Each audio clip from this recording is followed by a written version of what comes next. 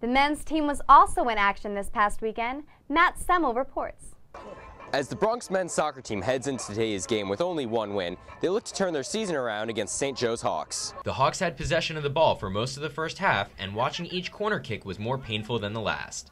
It seemed like the Bronx were not going to get it out of their own defensive zone. The men were not able to generate productive offense in this game, but the best play came from their defensive efforts. The Bronx woes did not stop there. Mike Juska, senior from Wall, New Jersey, started the game but had to leave because his surgically repaired knee started to act up during the first half.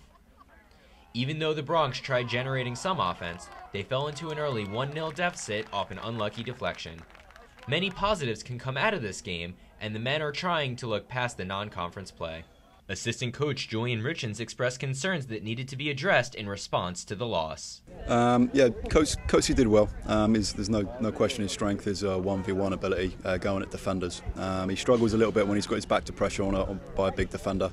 So that's where we looked for him just to lay the ball back to either Nico or Matt, or in this case Jim Bradley.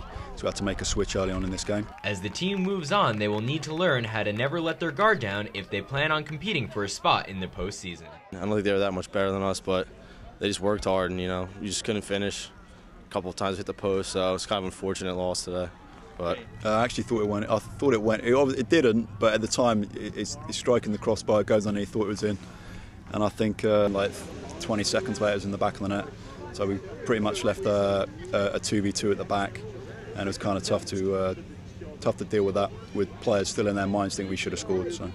Assistant coach Richens explained how the team plans to start generating some more offense. Well, yeah, there certainly can be a mental block, but we've got goals within this team.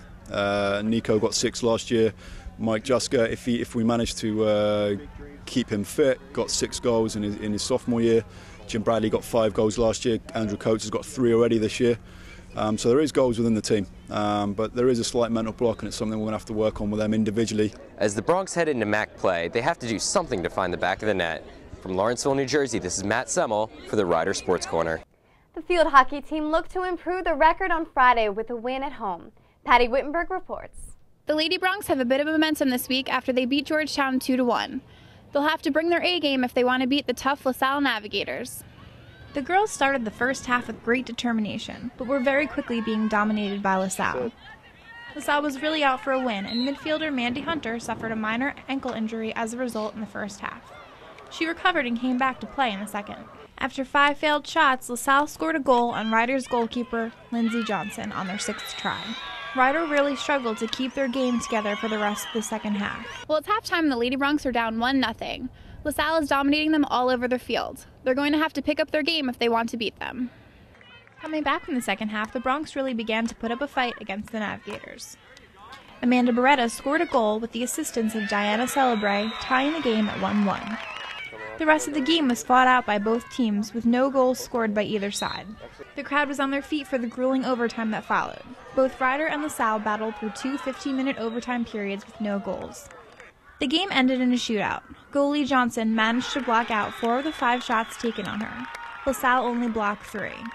Rider picked up their game and scored a goal early on in the second half. After 2 15-minute overtime periods and a shootout, Rider beat out LaSalle 2-1. From Lawrenceville, New Jersey, this is Patty Wittenberg, Rider Sports Corner.